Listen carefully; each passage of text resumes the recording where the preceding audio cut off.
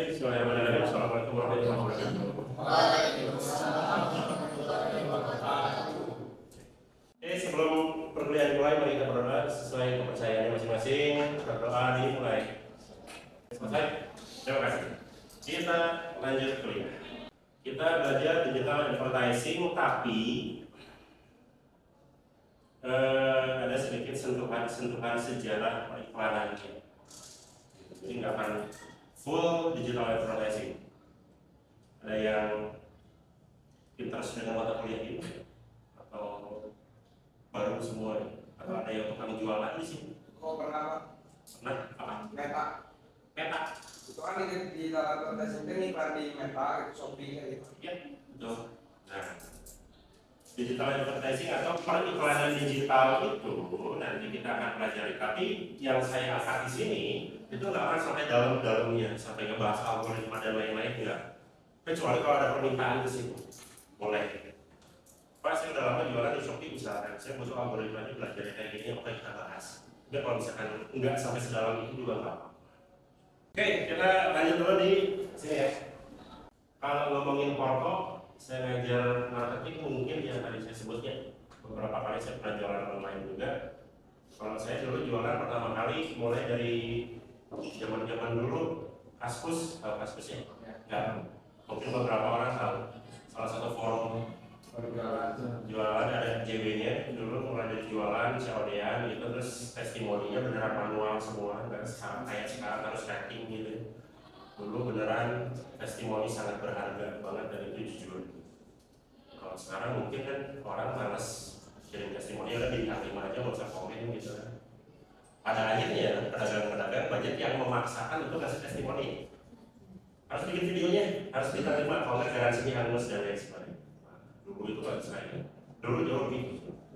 Walaupun sekarang juga banyak yang akhirnya ngasih testimoni ya terserah saya mau ngasih rating berapa gitu. Cuma kan jatuhnya jadi nanti antara konsumen dengan penjual itu akan ada mungkin ada perbedaan pendapat.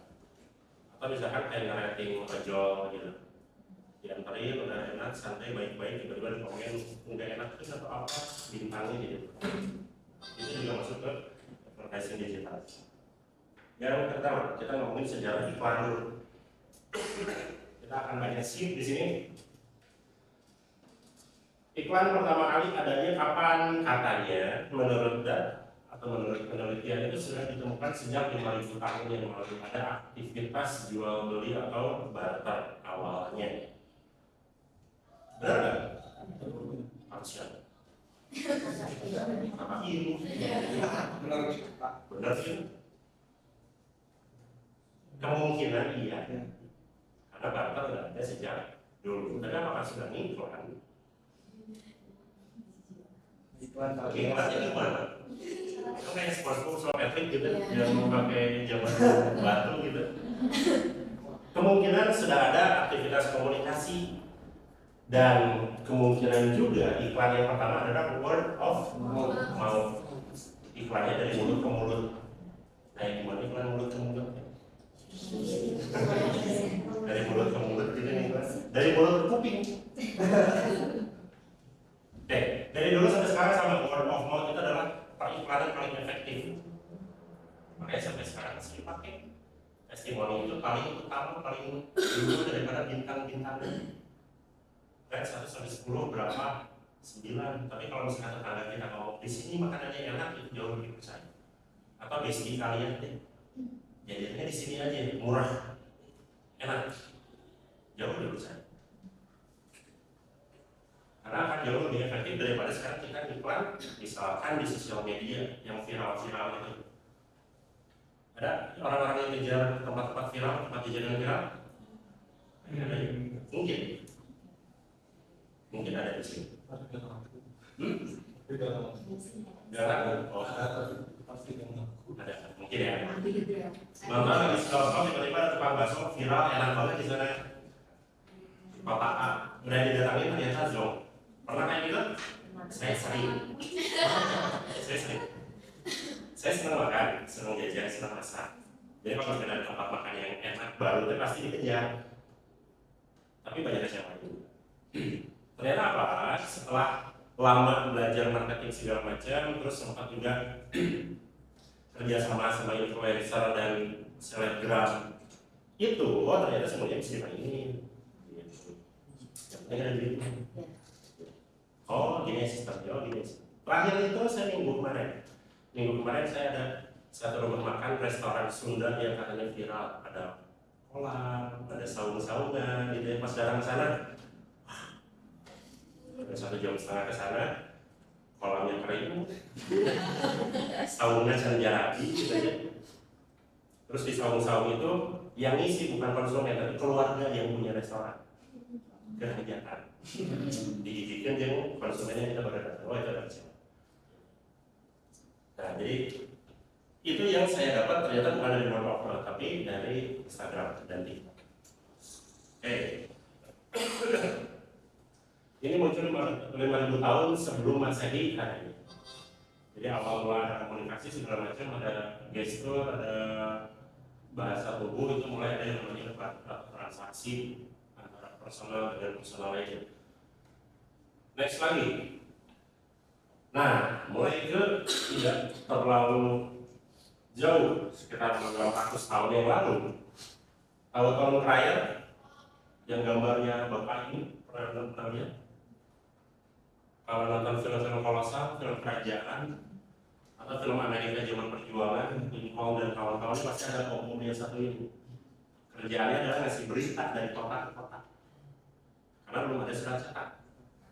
Jadi dia akan ngumumin kalau ada berita tentang kerajaan apa, dia akan ngumumin di kota. Karena dulu kotanya termasuk kota-kota yang cukup kecil, pusat-pusat peradabannya di pasar. Kalau zaman sekarang nggak akan. Ini orang teriak-teriak itu di mana? Kalau zaman Belanda dulu mungkin masih ada. Zaman kita di Indonesia dulu masih ada tahun terakhir. Jadi dia bawa berita, dia ngomongin di banyak orang, nanti setiap orang akan kembali beritanya lagi. Gitu. Next lagi. Media tradisional. Ada batu, tanda melihat, dan daun papirus yang digunakan untuk sarana menulis. Bukan sarana untuk promosi. Lebaran pisan kita harus ngukir batu terus promosi gitu kan yang lebih canggih. Ya. Oh.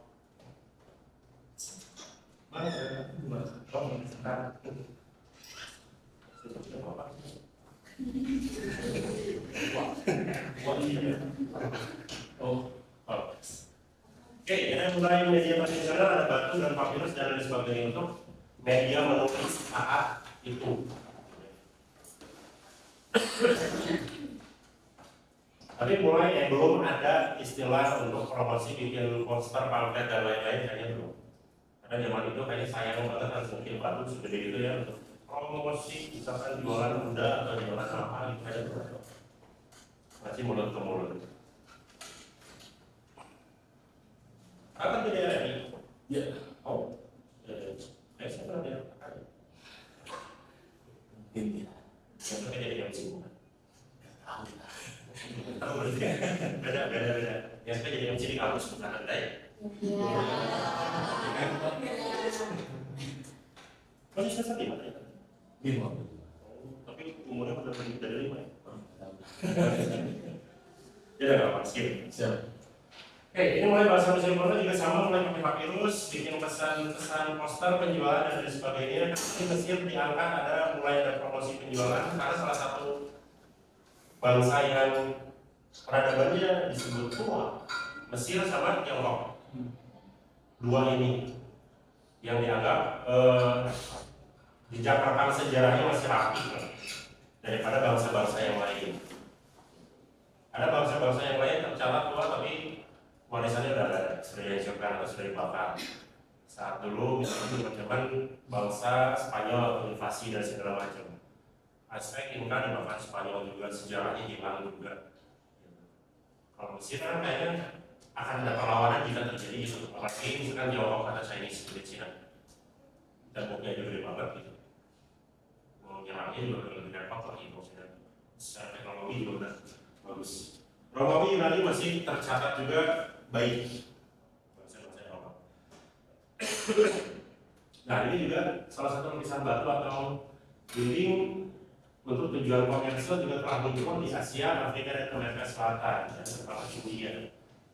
Kalau ngomongin sejarahnya, kita ngomongin sejarah seni di sini. Sejarah seni, gambar-gambar atau lukisan-lukisan dinding yang awalnya cuma dianggap, oh ini ternyata hanya lukisan misalkan binatang-binatang. Nah, berjalannya waktu segala macam, ada orang-orang yang belajar tentang semiotik. Ada yang belajar semiotik dan ada yang belajar tentang pergerakan, gambar dan visual itu ternyata banyak yang mulai mengartikan apa arti dari lukisan dinding tersebut. Ternyata tidak semata-mata hanya untuk menunjukkan bahwa di zaman itu ada kuda, enggak ya. Di zaman itu ada jerapah, ternyata enggak seperti itu. Nah, salah satunya adalah informasi yang menyebutkan bahwa di zaman itu juga sudah mulai ada jual beli di dinding itu. Saat orang-orang zaman dulu mulai bertemu dari badai segala macam, itu sengaja disematkan gambar dan hal-hal seperti ini untuk menunjukkan bahwa oh, ada seseorang atau ada orang yang memiliki binatang ini. Walaupun pada zaman itu bisa diambil dimanapun berburu. Tapi ternyata ada orang yang punya itu untuk bisa dilakukan transaksi dan jual beli. Itu lebih dalam ke semiotiknya, Pak Bambang. Sudah saya lihat yang bikin buku semiotik.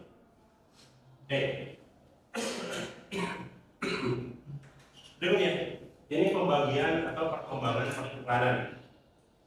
Ada pre-industrial, ada industrializing, ada industrial, post-industrial era, dan global interaktif. Ini dari buku Contemporary Advertising. Teman-teman ada di mana?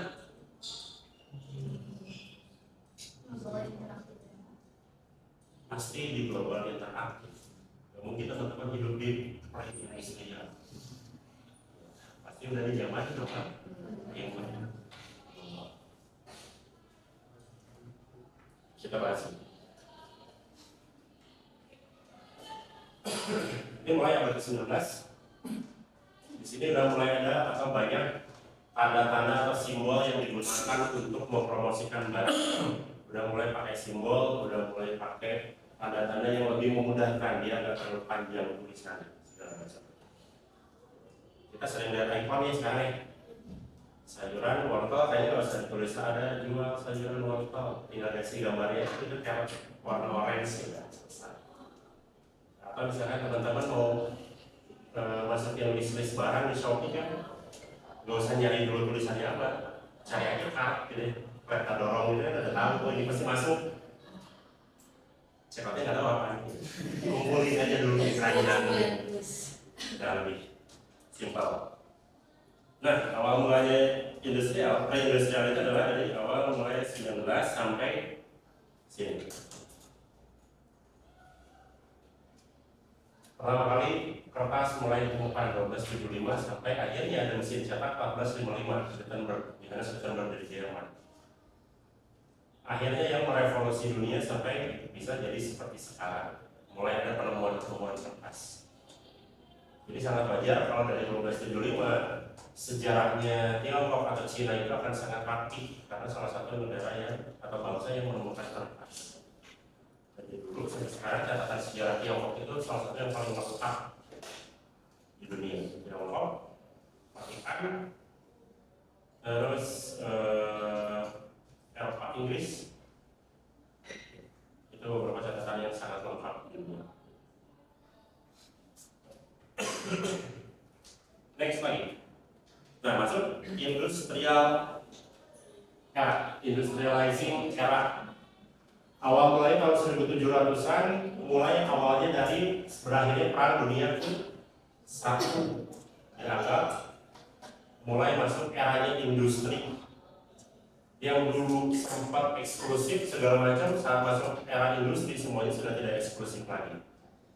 Lukisan yang dulu cuma bisa dibikin 1, 2, 3 biji dari artisnya langsung, zaman industri semuanya sudah kopian semua, dicetak semua. Sepatu, jaket, kebutuhan hidup semuanya udah industri, sudah keluar banyak banget. sudah tidak eksklusif lagi. Dulu orang mau beli wine misalkan di Eropa tahun segala macam. Whisky harus dibikin dulu segala macam, bir harus dibikin dulu. Sekarang zaman industri semuanya serba otomatis. Semuanya sudah mulai berjalan. Atau saya sebutnya biasanya saya gambarin kayak tombol.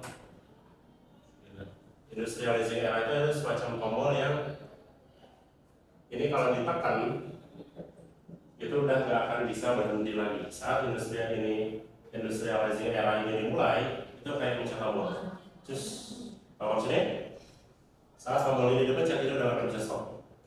Pabrik semuanya jalan, karyawan, pekerja semuanya. Pernah lihat pabrik satu pabrik berhenti? Pernah dengar beritanya kemarin misalkan di Cirebon ya? Yang ada karyawan minta stop pabrik kan nggak? Berhentikan pabrik ini. Pas sudah dikabulkan itu ACC sama yang punya pabrik, nyalakan kembali pabriknya. Tahu beritanya? Enggak? Oh. Nah, saat industri era ini mulai itu kayak satu tombol yang ditekan itu non-stop gak akan berhenti sampai kiamat. Kenapa? Karena semuanya sudah berjalan.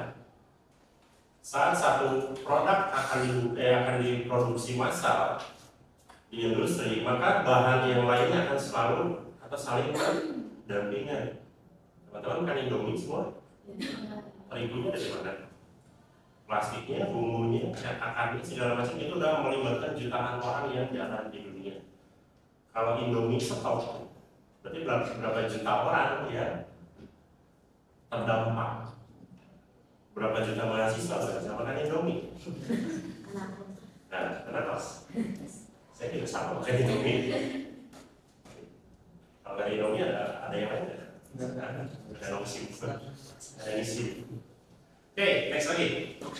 Di sini kita ngomongin tentang industri dan ada penumpukan barang hasil produksi. Ya, tadi saya bilang kalau ada pencet bakal jalan produksi, nggak bisa stop. Pabrik nggak bisa tiba-tiba wah produksi udah banyak nih, ada barangnya udah ada 1 juta, stop dulu ah. Nggak bisa, karyawan kan butuh makan. Makanya harus jalan terus, makanya terjadilah penumpukan barang. Awal ini dimulai, bingungnya adalah macet ke industri era. Ada industrializing, sekarang industrial. Beda imbuhan aja. Tapi maknanya apa? Maknanya adalah saat industri era, semua produsen, pabrik, dan pemilik perusahaan berpikir gimana caranya biar barang atau produk itu bisa tersampaikan secara lancar ke konsumen. Sebelumnya, itu tidak ada yang namanya pemasaran, jadi langsung B2B atau ke customer langsung. Sekarang pabriknya di Bandung. Berarti Mas Hari itu di Bandung ya? Iya. Tapi saat industri era, apa yang terjadi? Yang dibuatnya adalah di sini, kemunculan radio dan televisi. Impact-nya akan sangat besar. Yang asalnya jualannya di Bandung, jadi bisa ke Cimahi, Padalarang, Cianjur, Sukabumi, dan sekitarnya. Itu impact-nya. Disebutin ada periklanan media baru yang kuat dan berkecepatan tinggi saat itu. Teman-teman pelajaran 2005 ada? Ada ya semuanya? Masih suka dengerin radio? Suka dengerin radio? Iya, saya dengerin radio. Radio Indonesia. Masih suka banyak iklan ya radio? Banyak. Iklan tetap ada? Masih. Iklan radio tetap ya? Masih. Ada yang suka dengerin iklan di radio? Ada lah harusnya. Iklan radio di Dahlia, ya di Ora, mana yang ada dialognya panjang, gitu kan nggak bodor lah, tapi terbodor oke, gitu. Itu seru nanti dibahas. Oke, berikutnya baca ke post industrial era. Di sini yang saya post adalah masuk ke tahun 80-an. Tahun 70 ke 80 ada kekurangan energi yang akut, akhirnya ada marketing. Jadi akibat produksi yang sangat berlebihan segala macam, ternyata itu menguras energi dan listrik. Barangnya numpuk, banyak banget. Pemasarannya masih lewat radio dan TV. Udah gede belum? Udah gede penjualannya, tapi produksi akan jauh lebih besar. Makanya ada muncul the marketing. Gimana caranya untuk membatasi orang beli? Revisi, bukan ngebatasi orang beli, ngebatasi untuk memproduksi. Nah, awal mula di sinilah mulai muncul brand yang eksklusif. Klasifikasi brand, klasifikasi merek, produk yang akhirnya enggak semua produk bisa kalian dapat atau dibeli atau dijual. Brand-brand luxury mulai muncul, produk-produk luxury dan setiap ya enggak semua orang itu mulai muncul. Seperti apa yang terjadi kayak sekarang. Beberapa tahun yang lalu lah misalkan 5 tahun yang lalu apa sekian tahun yang lalu awal mula saya dengar merek-merek Bangpai gitu.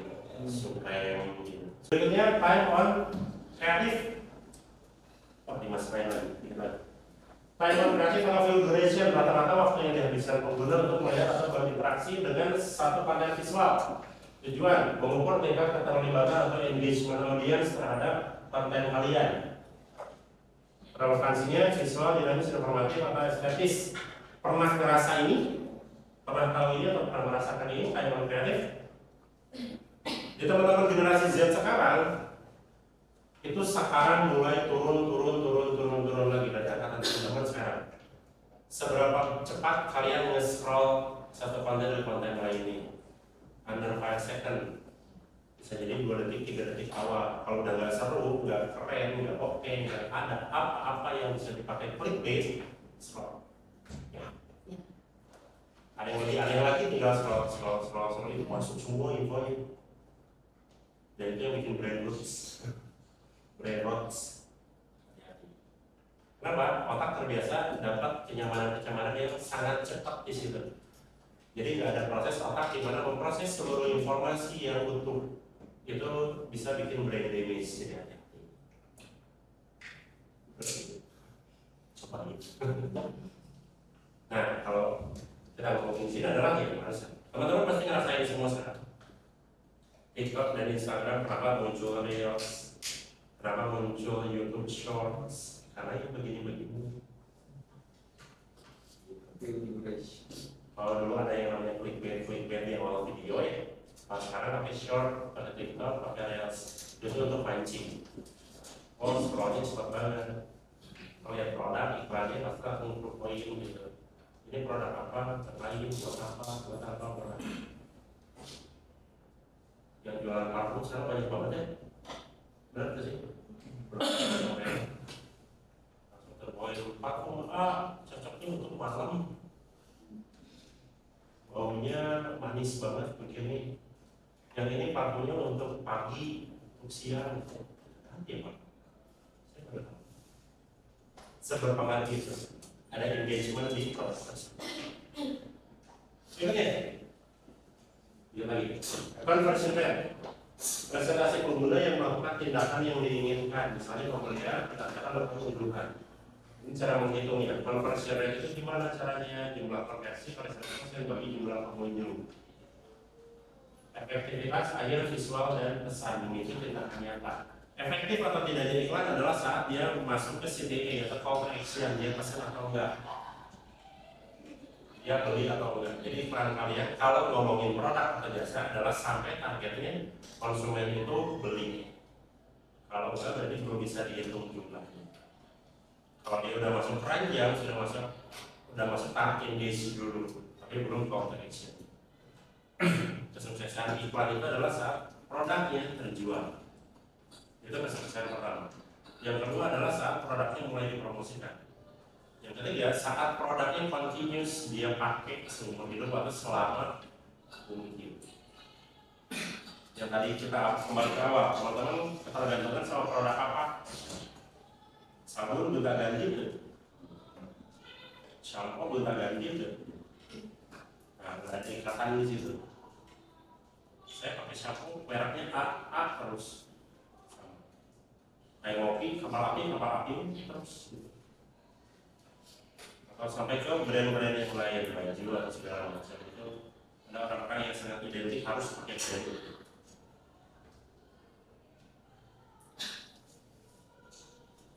Ini hubungannya, konteks yang awal, awareness-nya sama CTR-nya.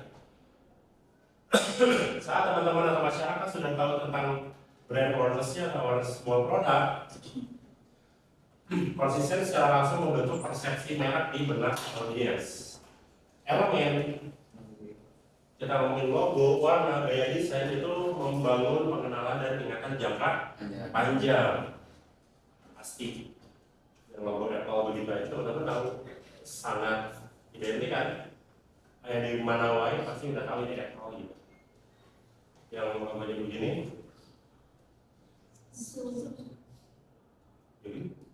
Iya benar. Atau bentuk-bentuk kepala logo kepala begini. Karena Data materal pasti materal. Baru udah nempel simbol-simbol kayak itu dah. Ciri Arya itu logonya yang warna dan gaya udah pasti lah, warna sama. Visual yang menonjol di antara konten lain atau feed media sosial atau laman web dapat secara langsung meningkatkan kemungkinan klik. Data digital berperan sebagai trigger pertama sebelum audiens membaca teks atau deskripsi. Ini seru dari kayak udah baca. Daya tarik visual berperan sebagai trigger pertama sebelum audiens membaca teks atau deskripsi. Judul yang sangat provokatif juga itu sih juga. Belum baca isinya udah baca judulnya tapi udah trigger duluan. Pernah? Nah, kalau enggak ya, berita-berita yang kontroversi dan lain sebagainya, gimana caranya orang sekarang bikin sesuatu yang orang mau baca dulu atau klik dulu deh, atau thumbnail yang wah gitu, pengen aja ngeklik gitu. Ada? Coba pernah masuk ke situs judul dengan gambar-gambar cewek yang seksi-seksi itu? Pasti ada. Dengar. Lihat aja feed-nya. Lihat feed IG-nya, lihat feed TikTok-nya, lihat historical semuanya. Itu nggak bisa dibohongin semua. Ada. Karakter setiap orang itu kelihatan di proses sama di sosial medianya. Nah, apa yang kalian baik adalah apa yang kalian suka. Dan akan direkomendasikan terus hal-hal yang dekat dengan itu. Kesimpulannya sudah selesai pada kesimpulan dan dekat ke closing. Metrik seperti impression, CTA, time on creative, dan conversion rate merupakan indikator awal untuk menilai efektivitas visual dalam kampanye digital. Memperoleh tampilan, dampaknya terhadap awareness, engagement, dan tindakan pengguna. Ada pertanyaan? Ada sesuatu yang mau didiskusikan?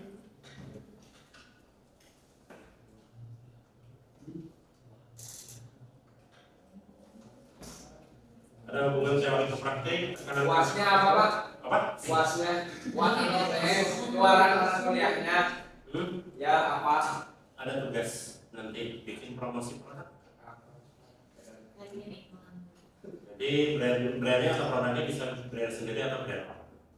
Bisa jadi nanti bikin iklan video, bisa adlibs, advertising leads gitu, atau bisa juga nanti bikin visual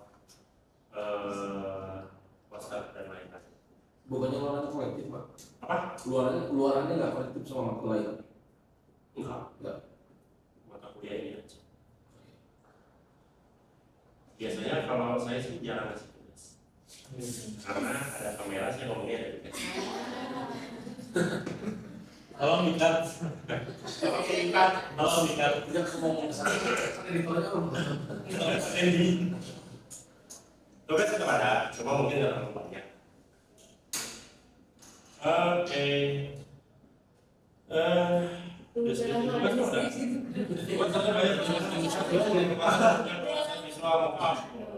Batas waktu 1 minggu sejak pertemuan buat yang presentasi kebutuhan saya untuk laporan akademis.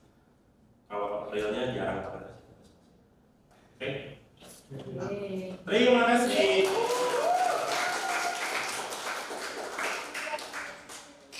Kalau gitu, terima kasih banyak sudah hadir. Saya cek aksian dulu. Udah? Atur ulun semuanya, terima kasih sudah hadir di sini. Sampai ketemu minggu depan. Saya tutup. Wassalamualaikum warahmatullahi wabarakatuh.